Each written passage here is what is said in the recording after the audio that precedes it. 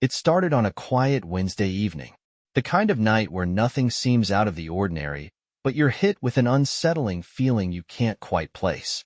My wife, Rachel, was scrolling through her phone as I folded laundry. I glanced at her, smiling faintly, trying to shake off the nagging voice in the back of my mind that had been there for weeks. Maybe it was the late nights at work she'd been putting in, or the mysterious uptick in her gym visits. I didn't want to admit I had my suspicions. Rachel wasn't the type to stray, or so I thought. She broke the silence casually, her eyes still glued to the screen. "Hey, babe, you remember Josh from college, right? The guy who used to host those crazy parties?" I nodded, setting the folded shirt aside. "Yeah, vaguely. What about him?" "He reached out recently. Turns out, he's in town for a while. He invited me over for a little get-together at his place tomorrow night. Just some old friends catching up." Her tone was light, nonchalant, but something about it felt rehearsed. I hesitated before replying. "That's random. You want me to come with you?" She shook her head quickly, too quickly. No, it's fine. It's just going to be a few of us. Besides, I know you hate small talk with people you barely know." I couldn't argue with that. But still, something about this didn't sit right. I looked at her closely, searching her expression for any cracks, any sign of what she might be hiding. "I don't know, Rachel. You haven't mentioned Josh in years, and now you're going to his place?" Her smile faltered for a moment. "It's no big deal. Just one night. Come on, don't make this a thing." I didn't respond right away. My gut told me to say no, to put my foot down, but I didn't want to seem controlling. I had always trusted Rachel, even when little things didn't add up. But this felt different. "Look," I finally said, "I'm not comfortable with you going. If it's really nothing, why not just meet him for coffee or something? You don't need to go to his house at night." Her jaw tightened, and her eyes narrowed, a flicker of frustration flashing across her face. "Are you serious? You don't trust me? It's one night, for crying out loud." I sighed, running a hand through my hair. "It's not about trust. It's about respect.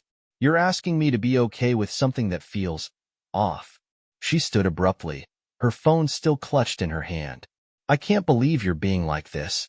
I'm going, whether you like it or not." And with that, she stormed off to the bedroom, leaving me alone with the unsettling weight of her words.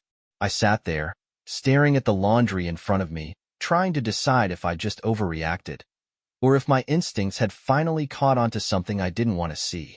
That night, as she lay asleep beside me, I stayed awake, staring at the ceiling.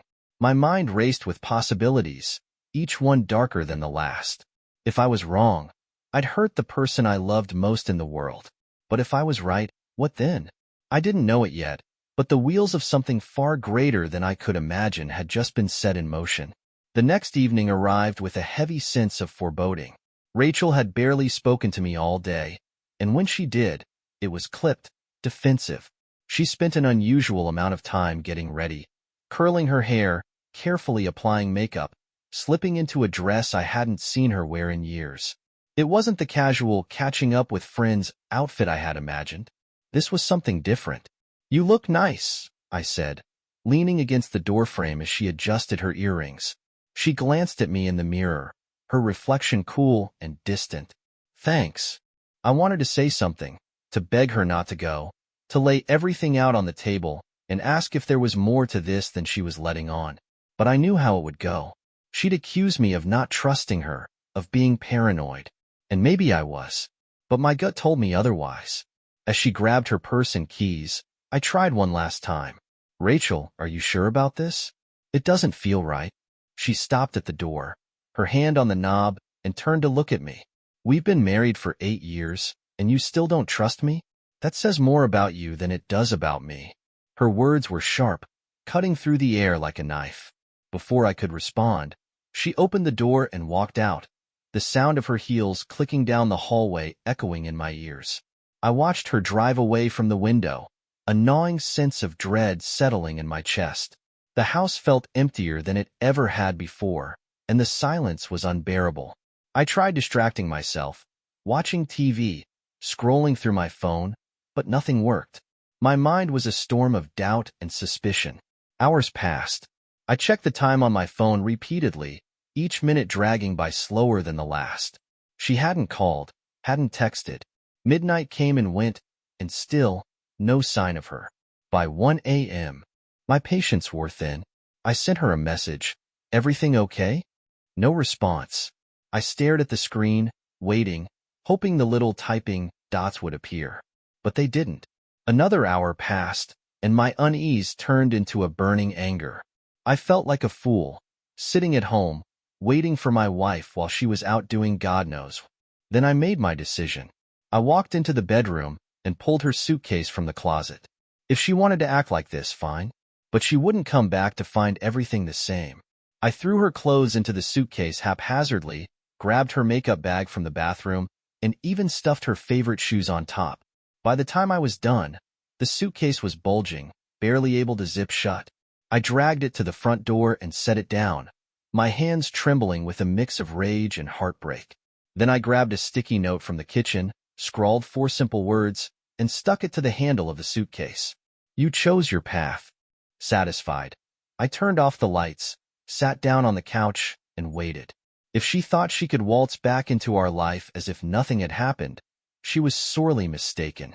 At 3:30 a.m., the sound of her car pulling into the driveway broke the silence. The headlights swept across the living room window, and my heart pounded as I braced for the confrontation. The door opened, and she stepped inside, her expression turning from annoyance to confusion as she spotted the suitcase. "What the hell is this?" she asked, dropping her purse. I stood, keeping my tone steady. "It's your stuff. I think it's time you take it and go." Her eyes widened in disbelief. "Are you serious right now? You're overreacting. I was out with friends." "Friends?" I scoffed. "Then why didn't you answer your phone? Why didn't you let me know you were okay?" She stammered, her confidence faltering for the first time. I lost track of time. My phone died. It's not a big deal." I stepped closer, my voice cold and unyielding. "It's not just about tonight, Rachel. It's about everything. The lies, the distance, the secrets. I know there's more to this than you're telling me." Her face flushed with anger, and she crossed her arms defensively. "You're insane. You have no idea what you're talking about." "Maybe," I said, my voice low, "but I'm not going to sit here and play the fool anymore." She stared at me for a long moment, her jaw clenched, her eyes flashing with a mix of anger and guilt. Then, without another word, she grabbed the suitcase, wheeled it out the door, and slammed it behind her. I stood there in the empty house, the sound of the suitcase wheels scraping against the pavement growing fainter. I didn't know where she was going or what would happen next, but one thing was certain: things would never be the same. The morning after Rachel left, I woke up to an eerie quiet. The absence of her presence weighed heavily on the house, yet a small part of me felt relieved, like I had reclaimed a piece of myself. Still, the unanswered questions gnawed at my mind. Where had she gone? Who had she been with? Was it truly over? I spent the day in a daze, replaying our argument and the moment she walked out with her suitcase. It felt surreal, like watching someone else's life unravel. By mid-afternoon, I couldn't take it anymore. I needed answers. I wasn't going to sit idly by while my marriage crumbled around me. I started with her social media, combing through her posts for any signs of a connection to Josh or anyone else who might be involved. Nothing stood out. Rachel had always been careful, curated. She posted just enough to seem relatable, but never enough to reveal anything real. It was a dead end. Then, I remembered her laptop. It was sitting on the dining room table where she had left it 2 days ago. I hesitated for a moment, the thought of invading her privacy making me pause. But then I thought about the lies, the secrets, the unanswered questions. She had already broken the trust between us. What did I have to lose? I opened the laptop and typed in the password, our wedding date. It worked. A bitter laugh escaped me. How ironic, I thought, that she'd use a symbol of our marriage as the key to whatever she was hiding. Her email was open. I scrolled through the messages quickly, looking for anything unusual. Most were mundane: work updates, newsletters, the usual spam. But then I found it. A thread labeled "Reunion Plans," sent from an email address I didn't recognize. The messages weren't explicit, but they didn't need to be. The way they joked about catching up in person and reliving old times was enough to make my stomach churn. The most recent email, sent the day before she left, was short and to the point. Can't wait to see you tonight. It's been too long. My hands clenched into fists as I read the words. It wasn't definitive proof of an affair, but it was close enough. I stared at the screen, torn between anger and heartbreak. How long had this been going on? How many other lies had she told me? I needed more. I wasn't going to confront her without the full picture. I went back to her phone records, something I hadn't looked at in years. We shared a plan, and I still had access to the account. My heart raced as I logged in and pulled up her call history. There it was, Josh's number, appearing over and over in the past few weeks. Late-night calls, mid-morning texts. The pattern was undeniable. Fueled by a mix of rage and desperation, I decided to call the number myself. It rang twice before a man's voice answered, casual and confident. Hello? For a moment, I froze, caught off guard by the sound of his voice. Then I forced myself to speak. Is this Josh? Yeah. Who's this? He asked, his tone suddenly cautious. This is Rachel's husband, I said, my voice cold and steady. You know, the one she forgot to mention? There was a long pause on the other end. Then he laughed, low and mocking. Ah, so you found out. Took you long enough. His words hit me like a punch to the gut. He wasn't even trying to deny it. You're proud of this? I spat, gripping the phone so tightly my knuckles turned white. You think this is funny? Look, he said, his tone dripping with smugness. Whatever's going on between you two is none of my business. She came to me, not the other way around. Maybe you should think about why that is. The line went dead before I could respond.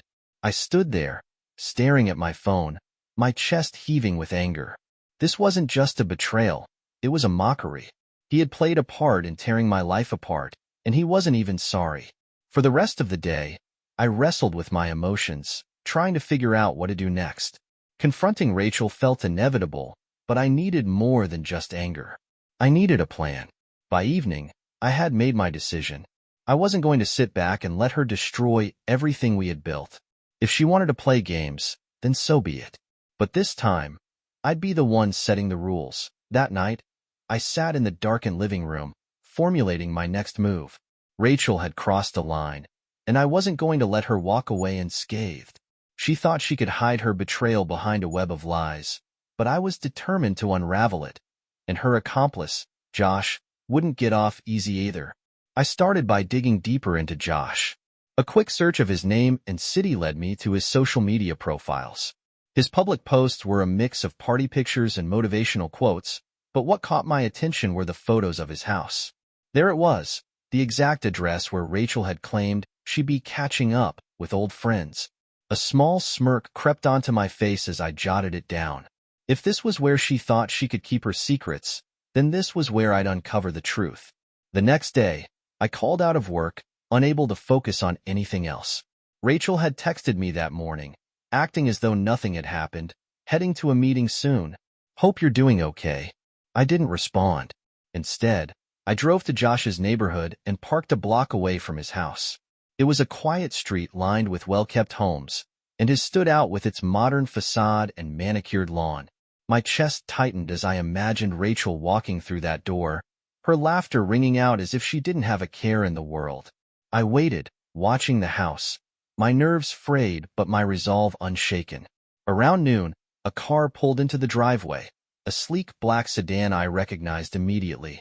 Rachel stepped out, dressed casually in jeans and a fitted sweater, her hair pulled into a loose bun.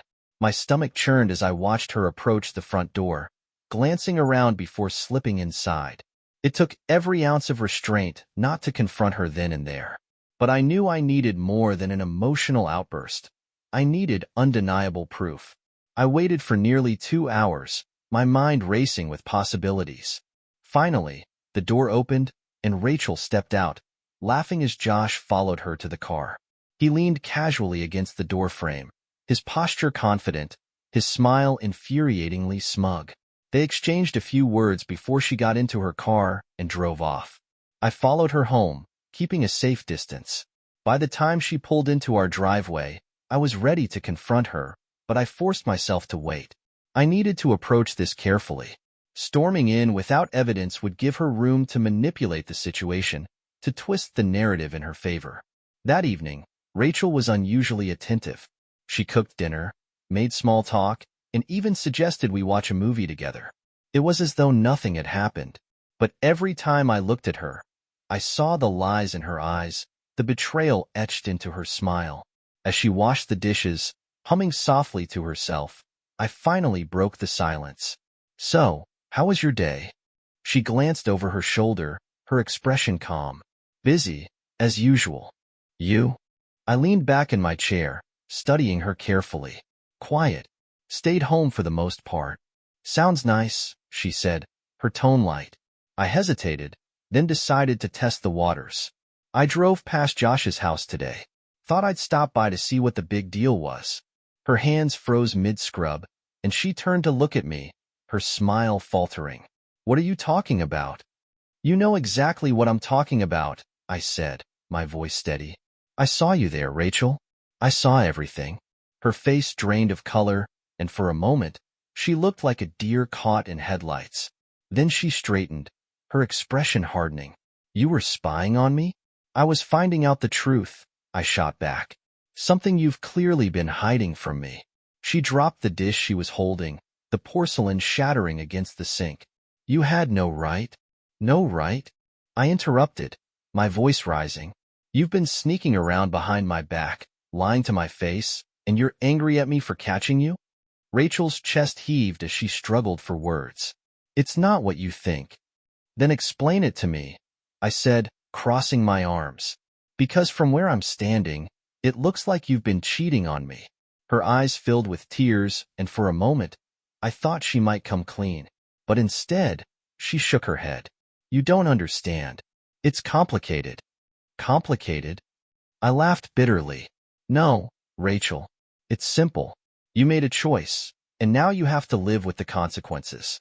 She didn't respond, her silence speaking volumes. I walked away, leaving her standing in the kitchen, the broken dish still lying in the sink. That night, as I lay in bed, the anger and hurt coursing through me, I made a vow. This wasn't over. Rachel and Josh thought they could humiliate me, but they had no idea who they were dealing with. The morning sun filtered through the blinds, but it brought no warmth. I woke up with the resolve of a man on a mission. If Rachel thought she could outwit me, she had underestimated the depths of my determination. I wasn't just going to let this go. I'd gather the truth, piece by painful piece, and make her face the consequences. She left for work without a word, the tension in the house thick enough to cut with a knife. I didn't say goodbye. Instead, I waited until her car disappeared down the street before springing into action. My first stop was a private investigator's office. I'd researched him the night before, combing through reviews to find someone discreet and ruthless. His name was Henry, a sharp-eyed man in his 50s who didn't waste time with pleasantries. After I explained the situation, he leaned back in his chair, his fingers steepled. "So, you want confirmation," he said. "You want evidence." "Not just evidence," I replied, my voice steady. "I want everything. Names, dates, places. I want to know every lie she's told me." Henry nodded, jotting down notes on a yellow legal pad. "I'll start today. Give me a week, and I'll have what you need." From there, I went to my lawyer. Rachel had always managed our finances, but I wanted to ensure she couldn't blindside me. I laid out the situation, sparing no detail. My lawyer, a shrewd woman named Linda, listened intently, her expression hardening with every word. "She's breached the trust in your marriage," Linda said when I finished. "We can use that to your advantage. If you have evidence of infidelity, the courts will favor you in the division of assets. But we need to act carefully."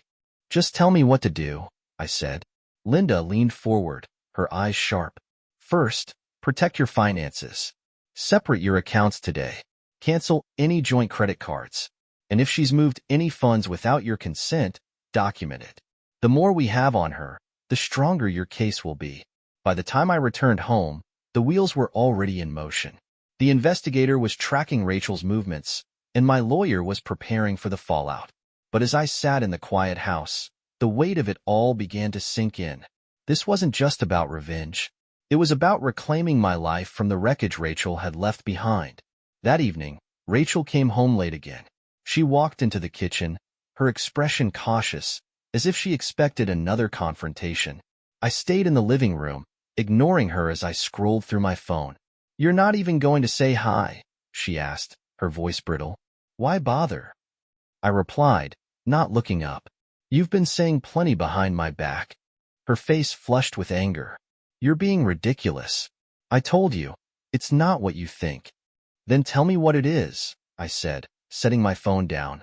"Because from where I'm sitting, you're hiding something." She opened her mouth, then closed it again, struggling for words. I needed space. Things have been hard lately, and Josh is someone I can talk to." "Space." I stood, my voice rising. "You needed space from me, so you ran to him? How is that supposed to make me feel, Rachel?"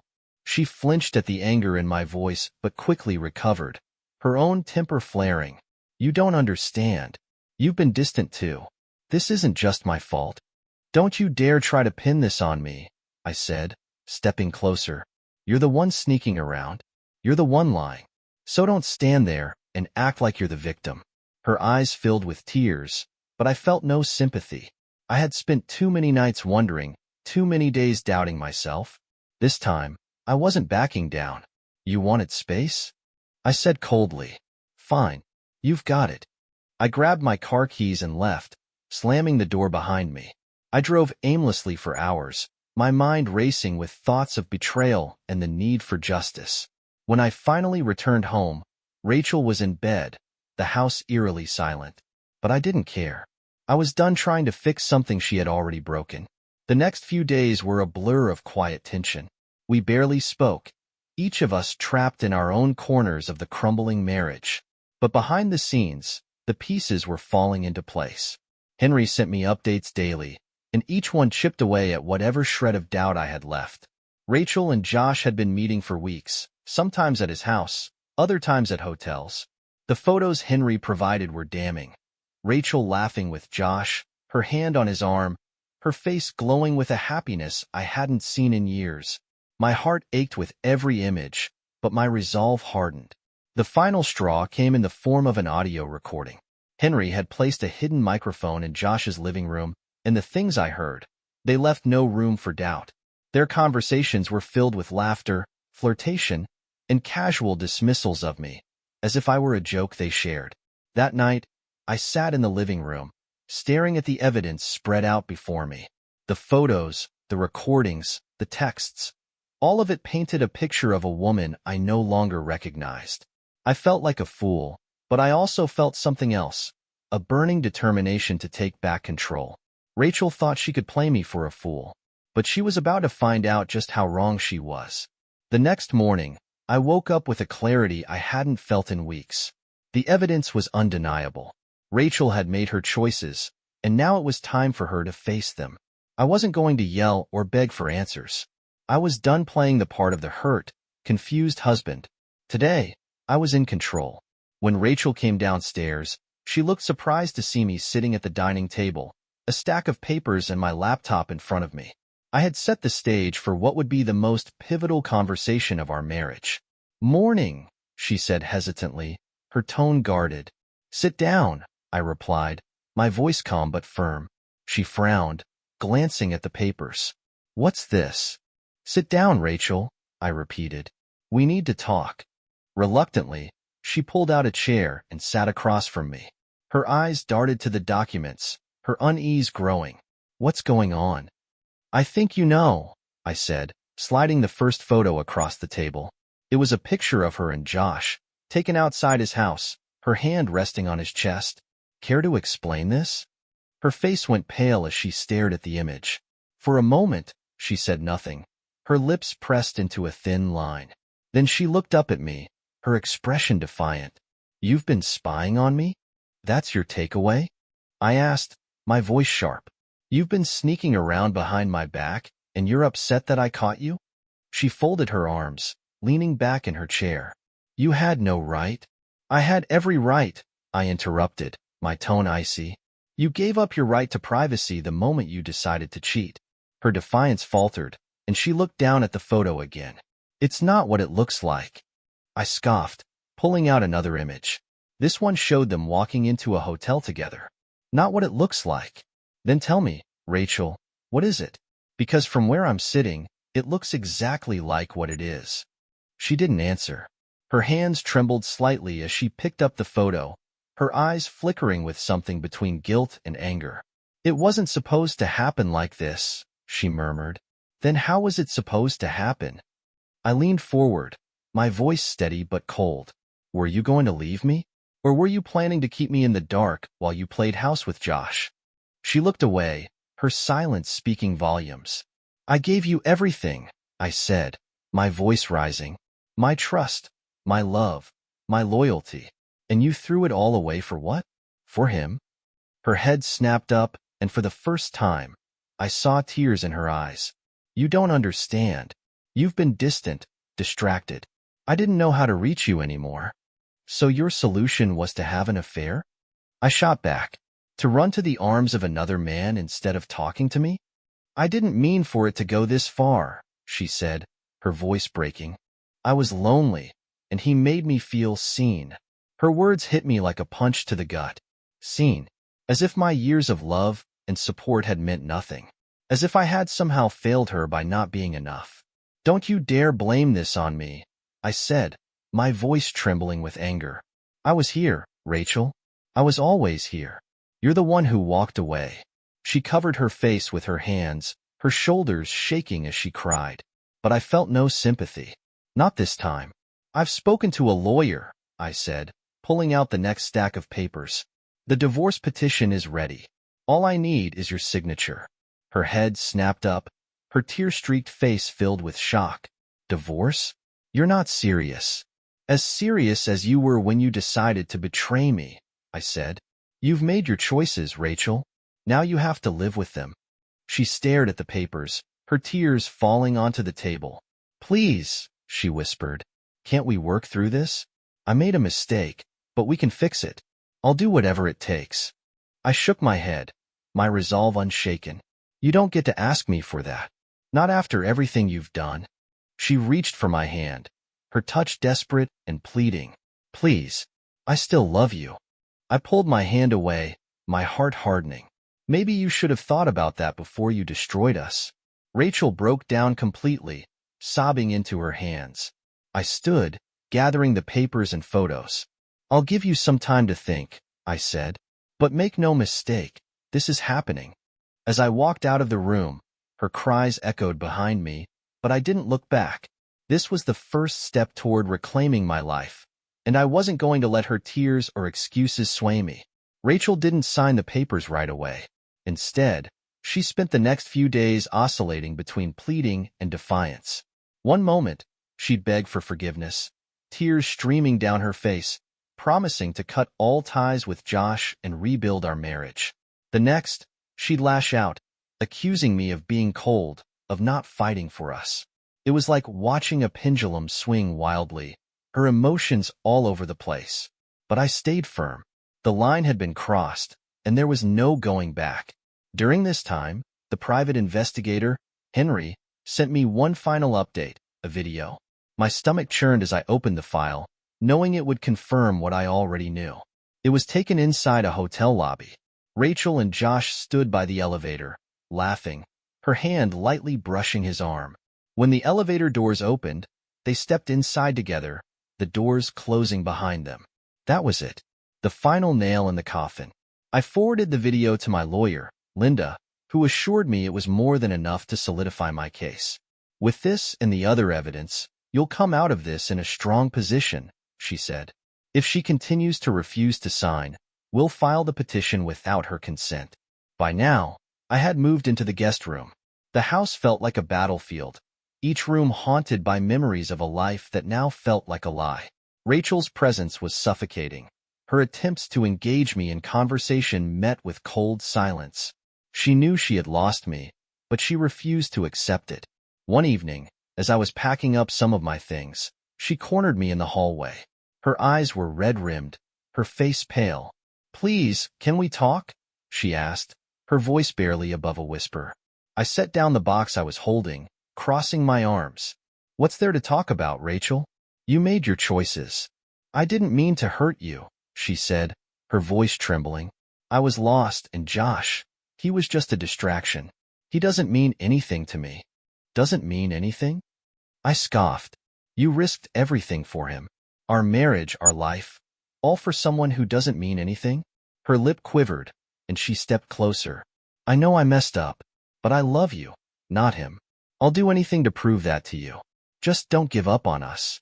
I looked at her, searching her face for the woman I thought I knew.